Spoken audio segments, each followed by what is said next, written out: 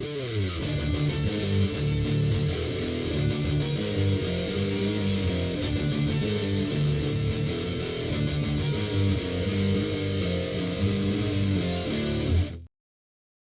everyone, welcome once again to another episode of the Men in Orange and Black, your bi-weekly sane voice from the Philadelphia Flyers, or of the Philadelphia Flyers from a fan's perspective, damn it.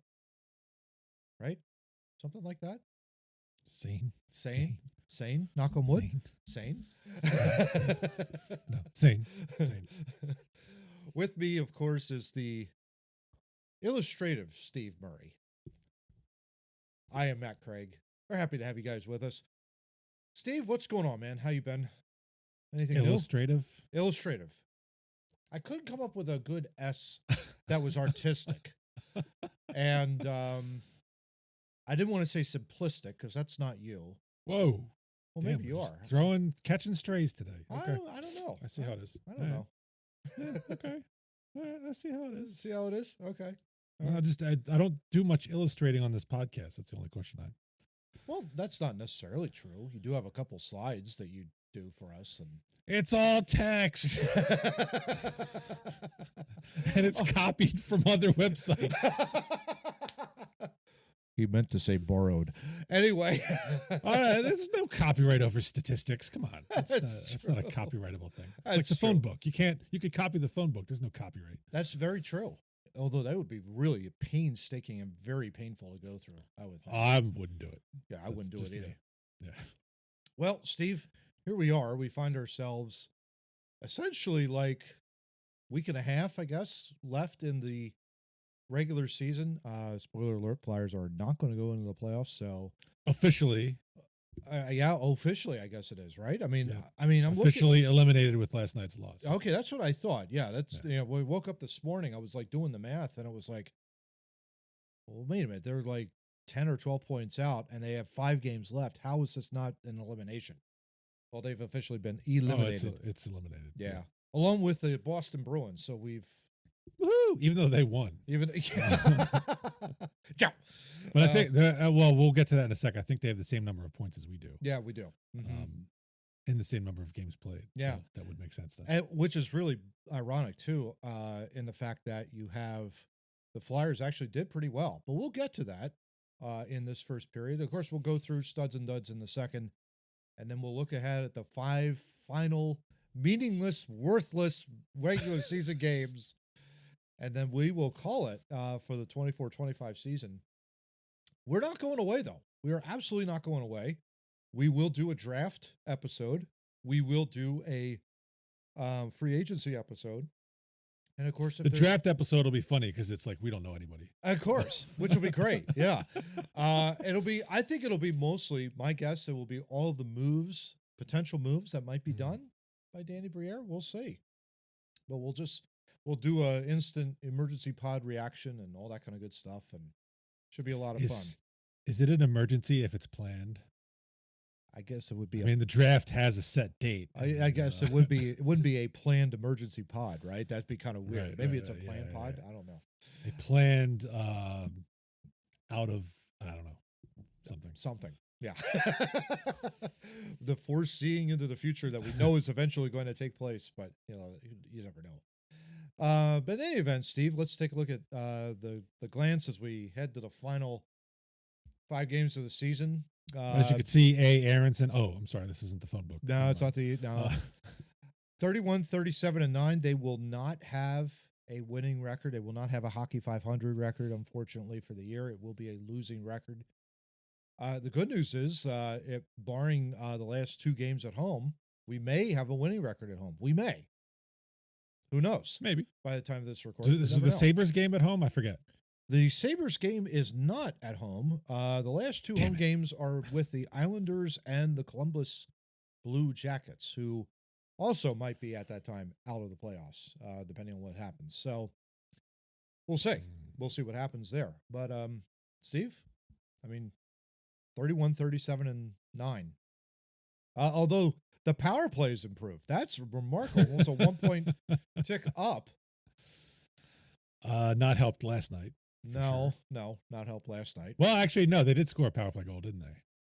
think they That's did. right. Yeah. Yeah, the Forster goal was a power play with the empty net. Oh, there you go. So technically they did, but the double minor, we'll get there. Yeah. Yeah. So the power play still stinks, even bumping up almost a full percentage point. And the penalty kill has still stinks. We are now below. We were right at average, if you'll recall last episode. We are now below average. Yeah. So disappointing to say the least. I think 263 goals allowed was 29th or 28th in the league when I checked this morning. Teams, yeah, not too good there. Yeah. Only 12 road victories as well. I just noticed that.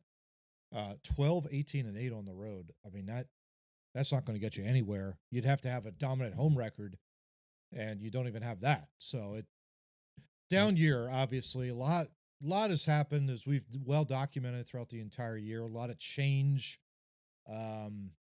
You lose your head coach, not to mention Joel Farabee, Morgan Frost, Scott Lawton, all get traded out of the organization. In its place, you got a lot of young players.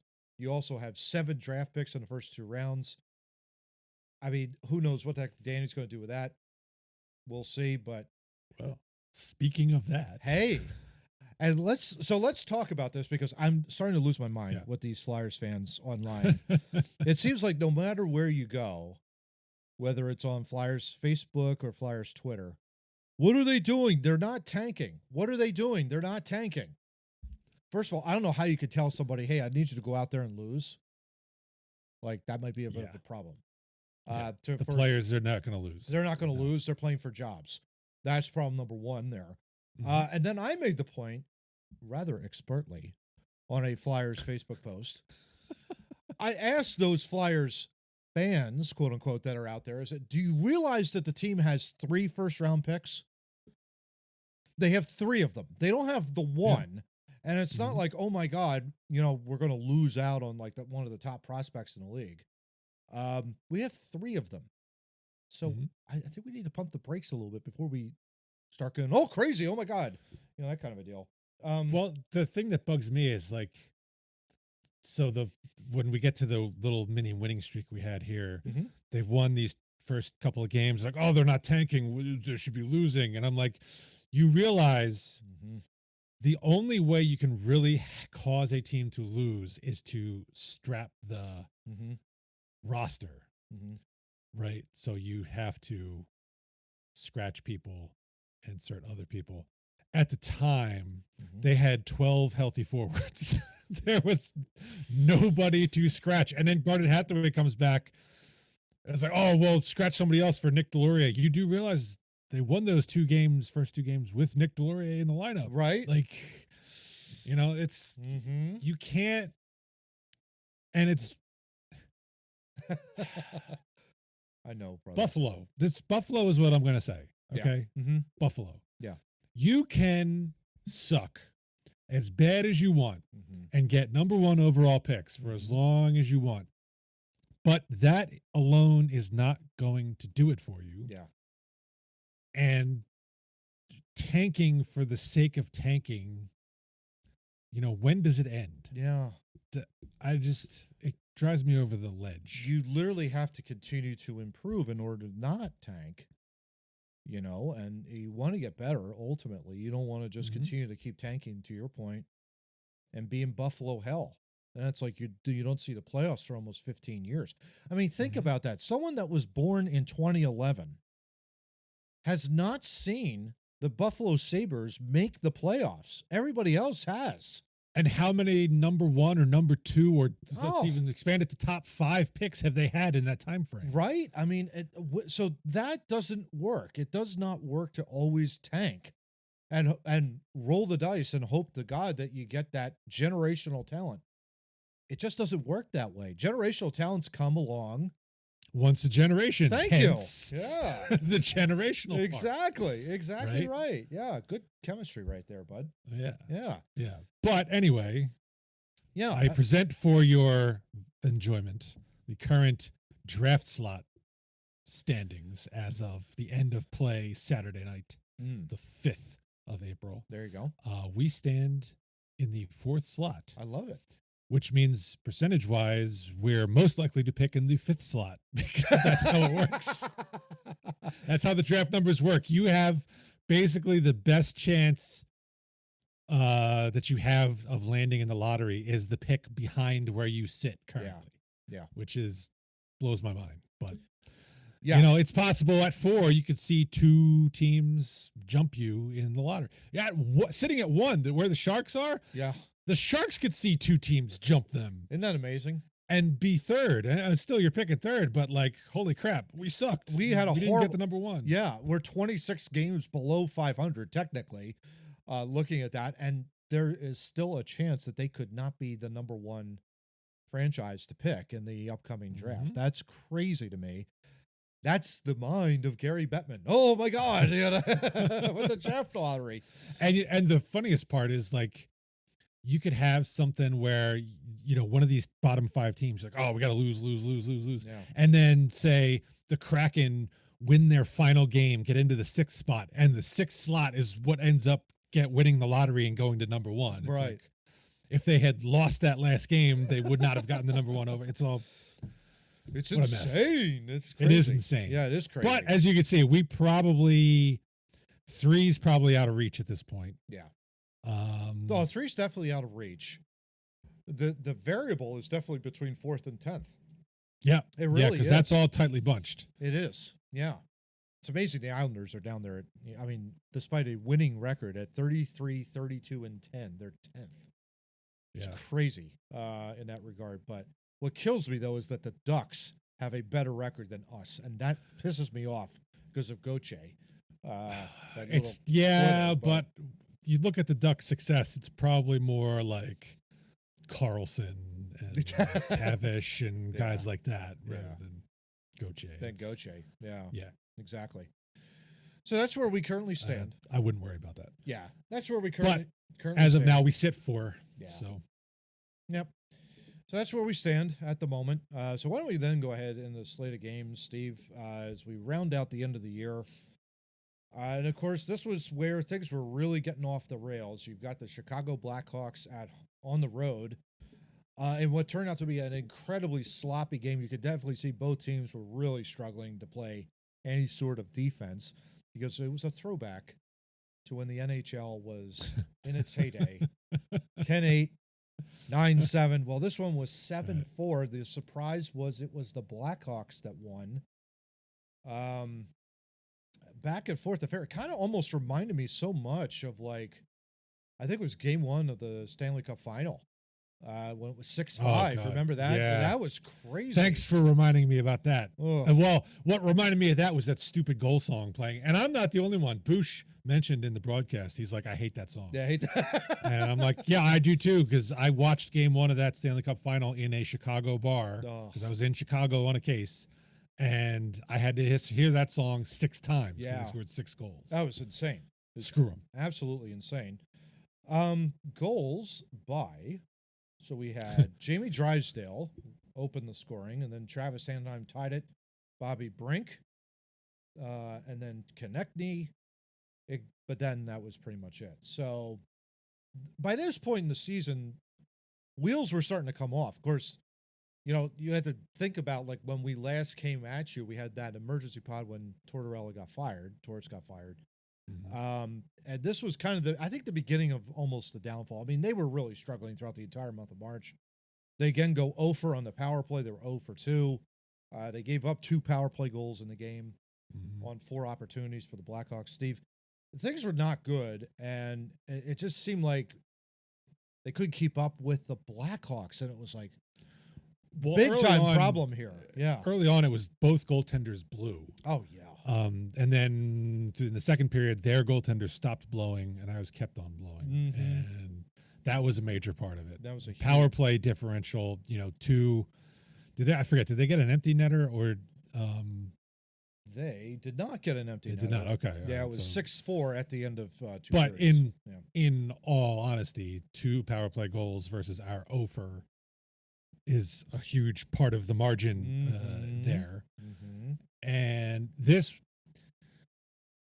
game was a dichotomy from the games they had played coming into that, they actually played well defensively. They got not great goaltending, but at least solid goaltending to keep you in the game. Yeah. And they were going up against some playoff teams in that run leading up to Chicago. Yeah. And so they actually weren't playing that bad. They just weren't getting the result. And then Chicago comes along, and I don't know if they just saw the record and were like, but yeah, it was not good. Yeah, it is what it is. Absolutely. And I mean, you're right, because the game prior was the Dallas game, and they played them very, very well. Yeah. Especially after being down 2-0. They came back, they fought back, got within. I think they obviously tied, and they lost in overtime on a flub play. So you blow it against Chicago, which we all thought, oh, they got a chance to beat them. Well, you go into Toronto, and this is where, well, I think all 4 tires fell off the car. Yeah. Because this was probably their worst game of the year by far. 7-2 against the Toronto Maple Leafs. Now, granted, Toronto is like probably going to win the Atlantic Division, one of the top teams in the league, but they've got a lot of pressure, of course, on them to win a Stanley Cup each and every year. Spoiler alert, they're not going to win it. I like your prediction. Yeah. Hey, got to roll the dice somehow. Right. You got to get out of the first round there first. I think it was in the last like 10 years, they've only won one playoff series. So hasn't exactly, we held the record against them. That's right. We beat 2004 was the last time they had gotten out of the first round before last year or 2 years ago. Yeah. So we had a nice little hex on them for a long, long time. Oh yeah. Which was great. But yeah, Tavares with 4 points, Nylander with 4 points, both first and second starts of the game. I mean, this game was just an absolute microcosm of everything that went wrong. Really, I think with Tortorella, I think that was it at that point. And then, of course, you had the following press conference that followed after that game, where he basically said, you know what, I'm kind of getting a little tired of losing. And the next thing you know, he's fired. You know, pretty much, I think that's what happened. Probably I would love to know Mm. the timing of that interview with whenever that blow up happened with York. Yeah. Because the more I've sat and thought about this, I'm almost convinced the blow up with York happened before he went out there to talk. Yeah. That might have precipitated that issue. Yeah. But for sure. it's I don't know. The timing hasn't been discussed, but I would be. It makes a lot of sense to me that he would have this blow up with York, and then he would come out, and at that point, he's just like boiled over. I mean, the game was frustrating enough, but the thing with York would have probably sent him over the edge. To a comment like that. And what Steve's referring to, of course, is Cam York only plays, I think it was 3 minutes. Yeah. Or something like that in the game, and is benched. Doesn't see the ice for the rest of the game. So, I mean, my guess is your blow up happens first period, or second period. Maybe that second intermission. Maybe York has it and he just goes at him and that's it. And then you have the third period, or it could have been, you're right, could have been after the game, like immediately after, and York's throwing a fit.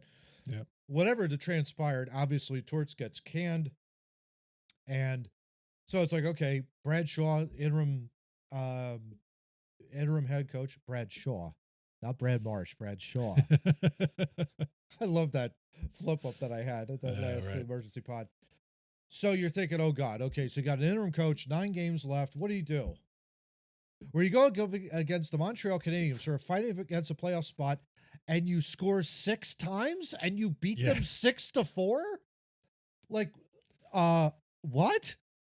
Crazy. And Matvei Michkov starts his incredible run. He had a whale of a game, 2 goals, 1 assist, his first star of the game. Coots also 2 goals, 1 assist.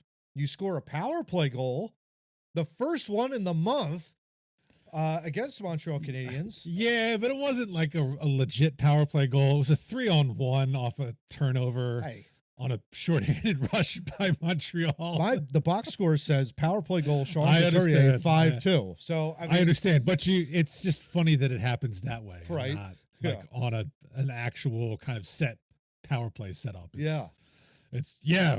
They blew a shorthanded chance, and now it's 3-on-1, and Coots is like, screw it, I'm scoring. Crazy. And I mean, for Matvei to kind of get off It's almost like I think he was maybe he was being a little bit held back. Don't know. But certainly the leash was let go and he was out there, and the talent that he is now showing, it was crazy what he did against Montreal. It was quite a surprise. Team came out, was much looser, playing faster. There wasn't this sword of Damocles moment where they're like, oh God, if I screw up, then what?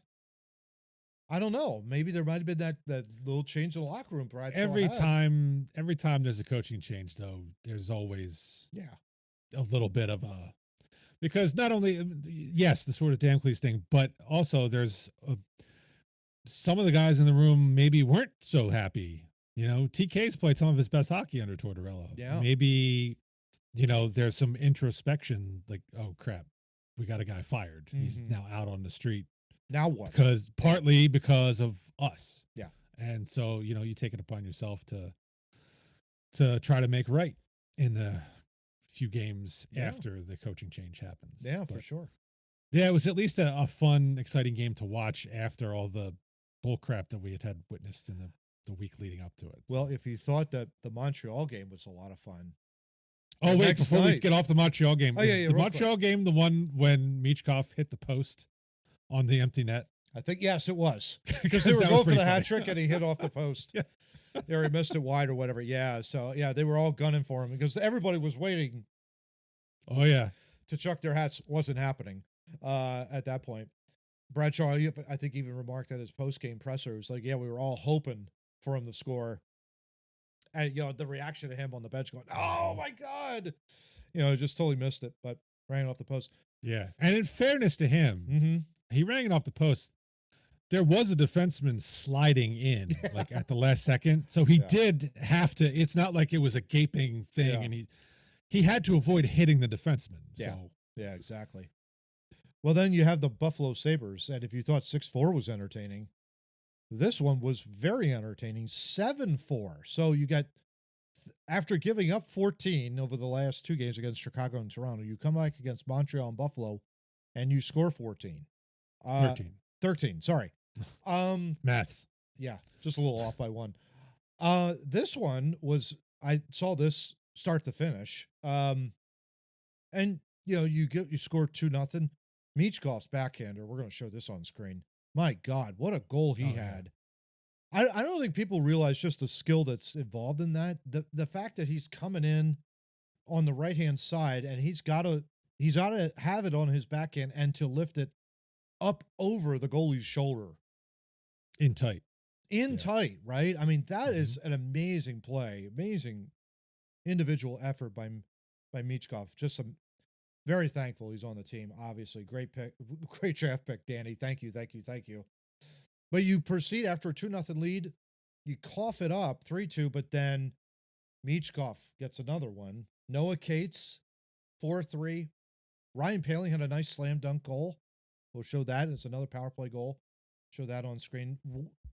I mean, set up really, really beautifully by Owen Tippett. An actual power play goal. Owen Tippett had a really good game, too. Yes. He set up, I think it was, who was it? Peltier, yep. Yeah, he had a really, really nice individual effort over the top. Great move. Yeah. You've done that to me a few times in my life, bastard. Forster. Pity I didn't crack you in the skull as I was coming around. Right. Might have done me some good. I don't know. But 7-4 against Buffalo. You go 2 for 3 on a power play. Not one, but 2 power play goals. In this economy? Steve, your thoughts on on the Buffalo game? Well, just those 2 games in general. Yeah, it was great to see the offense kind of come back, but you gave up 4 goals each to Montreal and Buffalo. The defensive effort was slipping a little bit there. Not really. I would have preferred like 6-1, 7-2, something more like that. Yeah. So I know I'm nitpicking, but you have to wonder, is there a balancing act between setting this team free offensively versus keeping things tight? But the goaltending hasn't been helpful either in that regard. No, it really has not. So then you turn the corner, you have the Nashville Predators come into town. I would never thought for the team that won the Stanley Cup on July 1st, signing all these great players.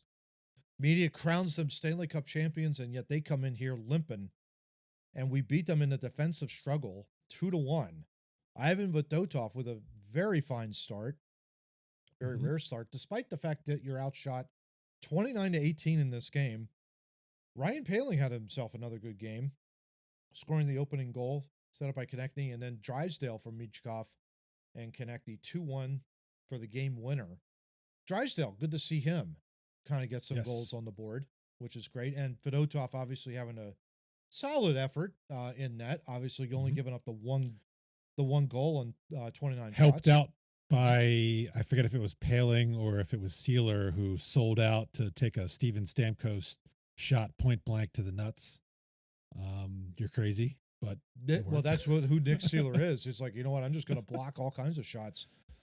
I'm going to protect my throat. I remember there was that one game, I think it was against Buffalo. He's sliding across and he's like, with his glove up. Oh, one of those games, it might have been the Buffalo game. He had one sail like right past his nose. Oh. And it's like, thank God that didn't hit you, bro. I mean, you got to give it up for him to do that. I mean, that's just crazy for them for that. But that's what defensive defensemen do, man. And Stamkos is not the one you should be crouching down to block. No. That's just... You got to make a business decision there, bud. You're asking for trouble. You also had, interesting here in this game, 13 takeaways to 2. Flyers giving a puck away 13 times. And yet Nashville, being the frauds that they are, I guess, only scoring the 1 goal. They struggled to score all year, so... But this was getting back to sloppiness. Mm-hmm. It was masked by the previous 2 wins of scoring 13 goals. This one, it was a little bit more evident to see. They got outplayed in long stretches, but because Nashville can't score, you get a better result. Yeah, exactly. But not putting in the work on that one for sure. Yeah. And then the final game was just last night against Montreal. So we're recording this on Sunday. Despite the fact the Flyers opened, it was 1-0. The Canadians then scored 3 unanswered goals in the third period and kind of ran away with it, even though we came back with a late power play goal by Tyson Forster, who's creeping up closer and closer. Another 20-goal effort on his young career. It's great to see. I really hope they re-sign the kid. I think they will. Well, he's an RFA. It'll get done. Yeah. Poehling with a goal, but 3-2 in Montreal. First and only visit that the Flyers had in Montreal this year. But yeah, didn't see the game, unfortunately, but the one of the 2 goals we had was on the power play, as I mentioned before. Tyson Forster on that. So again, positive momentum. 3 consecutive games now where you've had at least 1 power play goal that we've been reviewing, which is great. Thoughts there on the Montreal game, Steve? I don't know if you got a chance to see it. I saw bits and pieces of it. They went up 1-0. They were playing well, but the double minor, I think, took a lot of their momentum away. And then Montreal in the third period got a couple on Ersson that probably shouldn't have gone in. We've had that discussion, with our goaltender. Yeah. Unfortunately on that. You wanted to say something about the double minor? I thought you said you wanted to talk about that, or was there Did I say something about that? I don't know. Minor? I can't remember. That was like 20 minutes ago, so I don't remember what happened. Oh, yeah. I think probably just that. They were up 1-0. They had this double minor. That is the opportunity to put the boot on somebody's throat early in the game. Yeah. Because you saw when they played Montreal the week prior, they were pumping in goals, and it was taking Montreal out of it's what it wanted to do, and it was frustrating for them, and they struggled. Yeah. Here, you could have put them behind the 8 ball real early with the double minor, and it's one of the problems that's pervaded throughout the year is a shitty power play, and it costs you games like this. Yeah, exactly.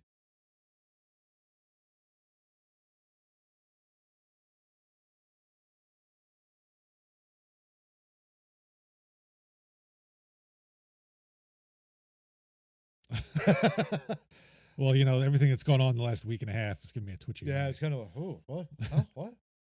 Well, I mean, obviously this podcast will come out on Thursday. But as we record this, we have to mention it that in the second period of today's Capitals Islanders game, Alex Ovechkin set the all-time record for most goals scored in his career. Goal number 42 on his season, but goal number 895 in his illustrious career. First ballot Hall of Famer, obviously. I'm glad he did it in, I was going to say Nassau Veterans Memorial Coliseum, that dump, but it's not there. It's the USB Arena or UBS Arena or whatever they call that piece of shit up there. I don't know. So we got a new all-time goal scorer. Steve, Alex Ovechkin scoring 895. Congrats to him, right? I mean, that's tremendous. And good on him for saying he did not want to do it on an empty net goal. Yeah. That's integrity right there. Oh, hell yeah. Yeah. Because that would be cheap. Yeah. And stupid. Yeah, absolutely. You don't want like a Michael Strahan, Brett Favre just taking a knee sack record. You know what I mean? Can you imagine if those goals were just removed off the record? Like they just counted empty net goals by themselves and they could not be counted as legitimate goal scoring. Oh my gosh. That would be interesting. That would be very interesting, but yeah. I never personally would have ever thought that Gretzky's record would ever be broken. I grew up obviously with him in his prime and saw like arguably the greatest player ever. Well, he still is the greatest player ever in my humble opinion. Yeah. And with you too, yeah. I mean, Ovechkin has 895, and how many more points does he need to surpass Gretzky's point total? I'm guessing it's probably in the neighborhood of like 1,000. 1,000 or so. Yeah. It's too bad he wasn't an assist player as well, an assist playmaker. Right. But yeah, I think, did you want to say something else? I did because, Ovechkin is now the greatest goal scorer. That's fine. Mm-hmm. Good for him. He absolutely deserves it. He's an incredible player. Yeah. But the people who are focusing on games played and saying, "Oh, well, he scored 894 in one fewer game than Gretzky." Technically, Gretzky actually didn't score in his final like 6 or 7 games of his career. So technically he had 894 in like 5 fewer games than it took Ovechkin to. Yeah. So just saying. Just throwing that out there. Yeah. You're right, because I remember, I mean, we were both, when he played his final game for the Rangers in Madison Square Garden, I remember watching that game. I mean, that was much watched TV, obviously. Oh, yeah. But, he didn't really do all that much. And you're thinking like, oh, that'd be great if he could score something or maybe have an assist. He didn't do anything. I think he was just basically just coasting around pretty much the entire game. No, I'm just joking. But yeah, I mean, gosh, I would have never thought my lifetime that I'd ever see 2 of the greatest goal scorers in the history of the National Hockey League, in that regard. But yeah, what a treat. What a treat. Yeah, congrats to him. Congrats to Ovechkin, yeah. So let's move on to our studs and duds. This will be our final studs and duds for the year. Really? We're not doing one next episode? We might. I think we're probably something better. We might have to do we're definitely doing report cards for sure. Like, oh yeah, right. Okay. And then we got to then think about what will the Flyers do like in the offseason, that kind of a deal. Maybe we'll squeeze it in for the last 5 games in the first period. We'll see. Yeah. But with that being said, Steve, who would be your stud of the week or weeks? Well, there's not many to choose from. So because you always land on Michkov. I'm taking Michkov this time. So screw you. Yeah. Unbelievable. Point streak was snapped last night in Montreal, but before that, he had points dating back at least to the Chicago game. Yeah. I believe. So he had 1, 2, 3, 4, 5, at least a 5-game point streak going. Yeah. 2 goals each against Montreal and Buffalo. And I think he had one in Chicago, right? I think he did.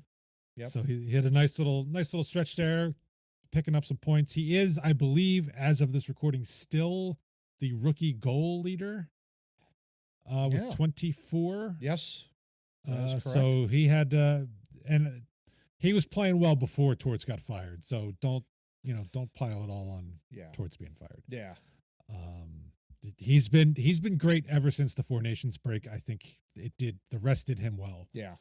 And as we're coming to the end of the season, I think he's looked a lot sharper than he did the couple month or two before the Four Nations break. Yeah, interestingly enough, I did take a look back to episode 1. Throw that card in the upper right corner there of your screen, where we each kind of predicted what we thought Maffei was going to do in our first year, or in his first year, I should say. And we were both guesstimating about 20 to 25 goals, maybe pushing 60 points. And he's pretty close. I would not have thought that of us there, bud. Matvey right now, as of the time of this recording, has 24 goals, 34 assists, and 58 points on his rookie campaign, which is at the moment that ain't bad. 9th all time in Flyers history. So he's ranked right up there, I think, as one of the top. I think the all-time record is with Michael Renberg in his rookie year. I think he had 80 some odd points in 83 games. I mean, it was weird back then. They had 84, something like that. Michkov could do that if he was paired with Eric Lindros and John LeClaire. I don't know. Kind of accidentally kind of go, you know what? Okay, kid, we'll put you on here. Something tells me the line mates might have had something to do with helping that number along. To have to help out. Yeah, exactly. 2 of the all-time greatest players in the history of not only this franchise, but in the NHL. Yeah, that might be a big help there. Yeah. Well, since you didn't really technically steal my thunder. I have been beating the Matt Bay drum all year. I will confess to that. So it's nice for you to take that reins from me there, bud. One thing I will say, Ryan Poehling has had a great couple of games. He now has points in 3 straight, coming off Buffalo, Nashville, Montreal.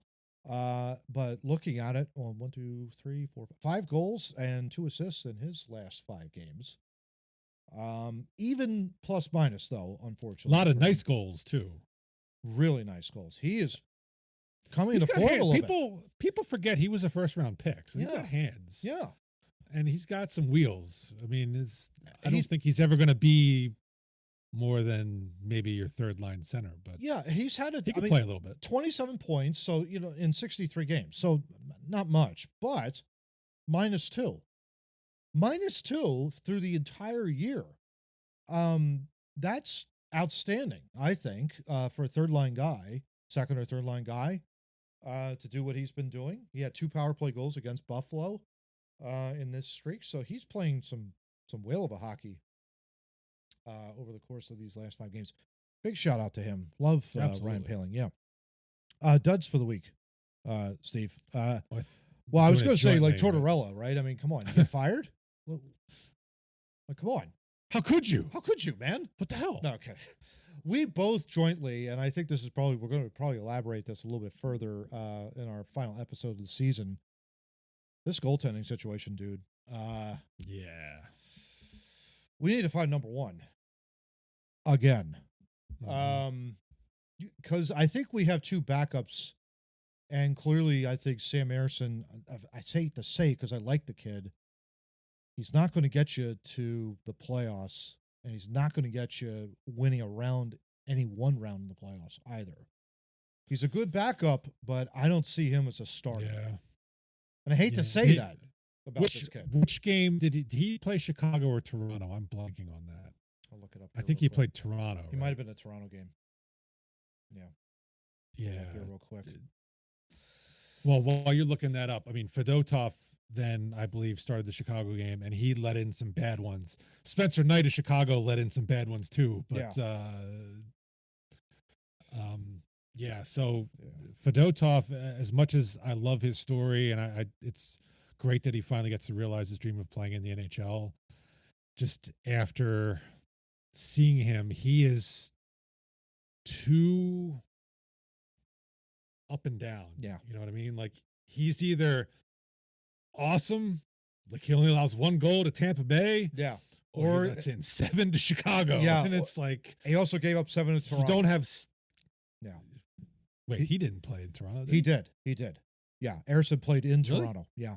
Mm-hmm. No, I was talking about Fedotov. Oh, Fedotov. Okay. Yeah. Fedotov is too. Yeah. The deviation is too much. You don't have an even keel. Yeah. Kind of thing where you could say, okay, he's what he is. Fedotov, you have no clue what you're going to get start to start. Yeah. and Yeah. it's just too variable, and it's a shame. But I don't see him as a reliable NHL goaltender after what we've watched this season. And Ersson is so he played the Toronto game, and less his fault. There were some breakaways and tic-tac-toes, but there was still at least a couple he could have made saves on. Same when he played. I think he played in the Montreal game. The Buffalo game. You got to stop a couple of these. Yeah. I mean, I'll give you an idea. The Montreal game last night. Yeah, I'll give you an Lane idea. Hudson scoring from that angle? No. Here's his stats for his last 5 starts. This is Sam Ersson. Okay. Save percentage. At Dallas, 938. At Toronto, 767. He played well at Dallas. He did play well at Dallas. Yes. At Toronto, 767. Save percentage. Home against Montreal, 867 save percentage. Gave up 4. Home against Buffalo, 810. Gave up 4 goals. At Montreal on the road, 3 goals against, 885. So you're doing this. Mixed bag. You're not getting a 900 to 910 save percentage on average. You're not getting that. You're getting these to me are backup numbers. After this year, I'd take 890. Good God. Yes. Yes. Right? Give me that. Give me 890. Absolutely. For the season, let's see if they have that. Do they have it saved? Let's see. Okay, so for right now, he's at 881 save percentage. For the season. And he has gone down in his career. 22-23, he had a save percentage of 899, but only played in 10 games. 23-24, 890 save percentage. 282 goals against average, though, 51 games. This year, 45, 315 goals against, 881 save percentage. That's like his save percentages is going down. Yeah. And the one you read from last year was skewed by his getting run into the ground at the end of the season. Correct. So because he was actually much better than that prior. Yeah. So yeah. You could write Fedotov's first season out because that's 3 games in. Here you go. Yeah. That doesn't really count. But 312 percentage, 881 percentage so far on the year. So he is actually actually a better save percentage than Sam That's Ersson. impressive given some of the games he's had. Yes. Good Lord. Yeah, I remember back in October we were talking about this guy and going, oh God, if he's going to have a goals against average in the 7s, I'd love to see this in half. He's actually done pretty well considering, but overall, it's not good. It's not good, and we need to find a one. We need to find a number 1 goaltender. We do. Somehow, by hook or by crook. Maybe that's the trade of Daniel too. You never know.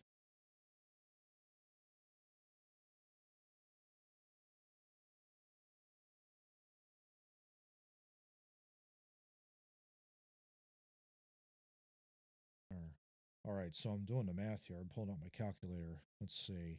895 minus 24. So Matt Vate's got to score 871 more times over the course of his career to tie Alex Ovechkin. It's feasible. It's feasible. Yeah.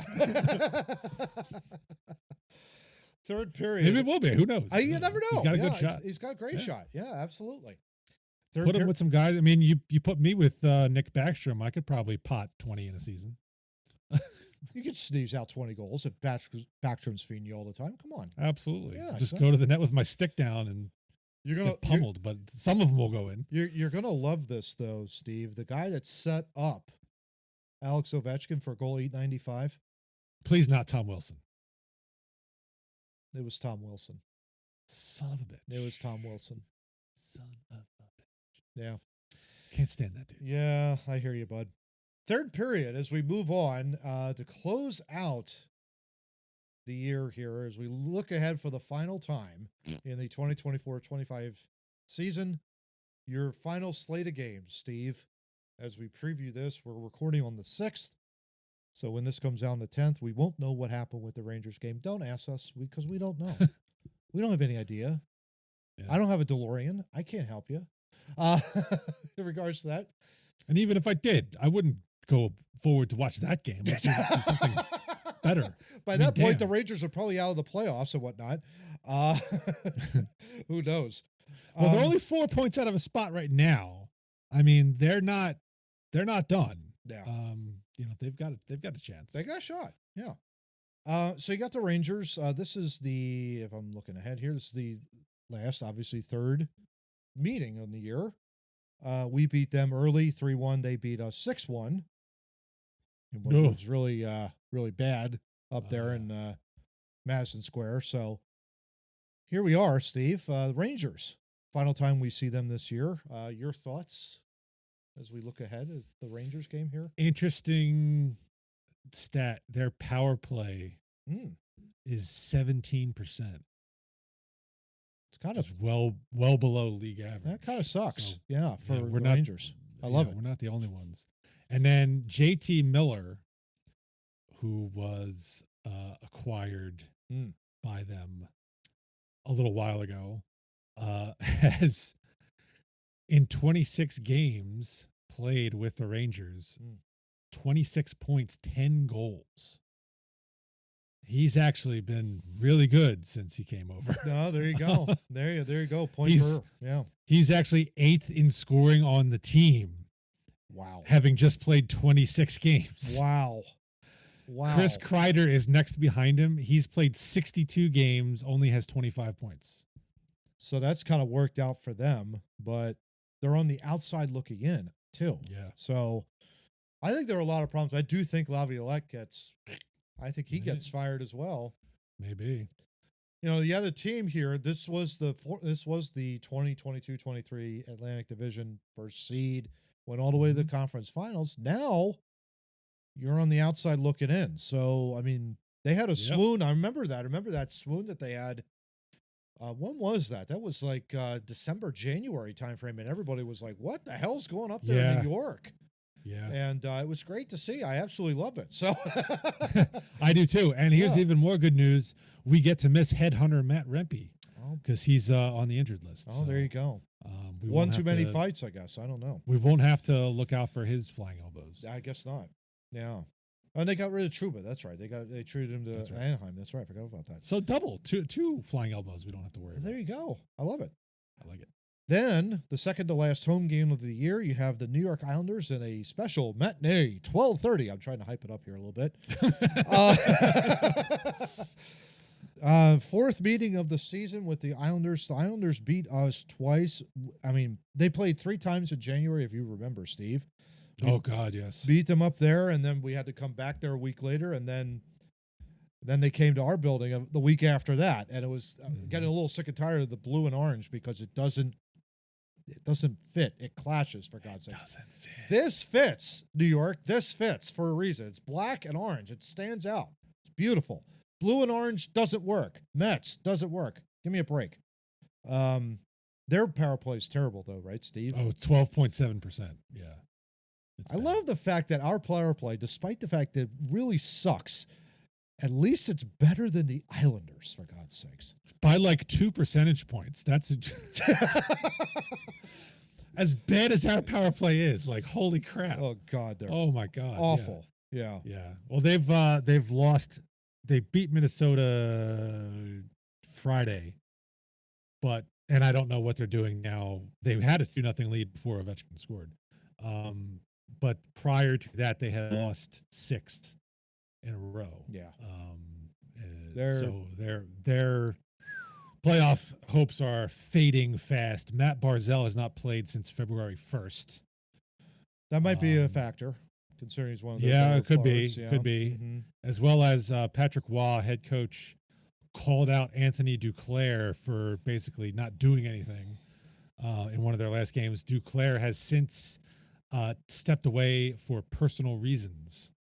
So, interesting things going on behind the scenes with the Islanders. Yeah, that's almost like Buffalo Light to me with the Islanders. I remember like back in the 80s when they were winning all those Stanley Cups, even though they cheated against us with that offsides. I have to throw it in there. Oh, yeah. I mean, come on. When you're blatantly offsides and the ref doesn't call it, hello. Yeah. You got to get your eyes checked there, Pad. Then you turn the page. You got the Ottawa Senators. You face Claude Giroux's team. They're playing some pretty good hockey, Steve. They're like first wild card. They're going to be one of the dark horses, I think, in the playoffs this year. As of right now, they would face the Toronto Maple Leafs in the first round of the playoffs. I'm not sure Toronto would be happy about that. I'm not so sure either. The last 2 games, Ottawa has beaten Tampa Bay and Florida. So they're not a joke. They're not gonna. Yeah, they're no joke. Yeah. Although Brady Tkachuk currently is out injured, so that is not a good thing for them. Yeah. Although they did beat Florida and Tampa without him. Oh, there you go. And who knows? By the time we play them, with all the way these games are spread out, he might be back by then. Got to watch out for their power play as well. Power play is lethal. Yeah. Pretty good in that regard. But yeah, they don't sleep on the Ottawa Senators. I swear. I mean, if you're Toronto, you don't want to take them lightly at all. No. In that regard. Then the final home game of the year, Columbus Blue Jackets, and what a great story that they've had throughout the entire year. Losing Johnny Gaudreau tragically, obviously, with that horrendous story that happened over the offseason. They fought tooth and nail, but they're clearly running out of gas. And 3-6-1 as of the time of this recording in their last 10 games. They are 6 points out. They've lost 3 out of 12. Going back that far. Yeah. That's how bad it's been. Yeah. So they're definitely running out of steam, unfortunately. 6 points out of the playoff spot, but we have them in the final home game of the year. Probably going to be meaningless on the Columbus Blue Jacket side, Steve. And our fourth of 4 meetings with them. We haven't beaten them since December last year. Well, I'm sorry, we beat them in December of last year. Yeah. Part of the reason for the slide is probably because starting goalie Elvis Merzlikins has now taken over league lead for goals allowed at 165. There you go. So they're not getting terrific goaltending at this point, although the save percentage is .890, but the goal against is .324. Yeah. Zach Werenski continues to lead the team in points as a defenseman with 74 in 74 games, so point a game, so 20 goals. That means you're going to wrap up the Norris Trophy and just hand it to him like right at the end of the year. I mean, you might as well bubble it up and here you go for a great year. He's killed us too this season. Yeah. Like I feel like every time Columbus scores, it's him. It's him. So 100% of shut him down. Maybe we'll win the game. Yeah. Coaching. Yeah, exactly. And then the final regular season game in what will be known in some Flyer circles as the Tank Bowl. You've got the Buffalo Sabres in Buffalo. The only time, of course, that you're facing Buffalo in Buffalo this year, Steve.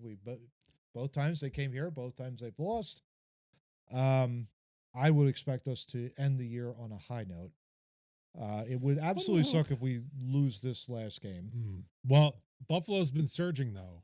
Yeah. They've won 6 of 7. Yeah. 7-3 in their last 10, actually. Yeah. They are 9th in goals for. So their offense can hum. Their goals against, however, they suck. Yeah. 29th out of 32, 260. Well, it was, what's his name? Luukkonen. When we did our last episode, he had the lead for goals against, but has now been taken over by Merzlikins. Yeah. But and we pumped 7 in on him in the game we played 2 weeks ago or last week, whenever it was. So lots of goal scoring probably happened in that game. Yeah, exactly. So that's it. Basically, we're officially eliminated from postseason contention. So, like I said, after this episode, planned for episode 15 we'll go over these 5 games in the first period, and in the second period we'll give our overall grades for the entire team and everything, and look ahead, I guess, to what they're going to do in the off season. Yeah. I'm not giving Fs to everybody. Come on. Yeah. Well, there are going to be some deserving Fs Oh, yes. For sure. Yes. There might be some, I think there could be some B minuses, Bs. Yeah, I might see a couple A's in there, maybe just Possible. Possible in there. We'll have to see, but yeah, Steve, what do you think as we round out this episode? What do you think of this final five here? I mean, they're all meaningless, unfortunately. Not going anywhere. Well, but not for the teams we're playing. Right. At least some of them. Could be a spoiler. We could be a spoiler. Mm-hmm. We were only 5 points out of 10th draft slot. Mm-hmm. Ideally, we're not going to do that. I would expect probably a loss at the Rangers. I would think so too. The Islanders are tail spinning, so maybe that's a win. I expect a loss to Ottawa. And then Columbus, Buffalo to finish the year. So maybe they win 3. I would say 5? Likely 2 of the last 5 they win, maybe 3. Yeah, if you can finish strong. Really, if Columbus you think would probably be out of it by then, and Buffalo's been long since out of it for a long time. Yeah. Right. But yeah, so you have that. But yeah, I think Ottawa and then the Rangers are going to be really desperate. I think that's going to be a really desperate Rangers team.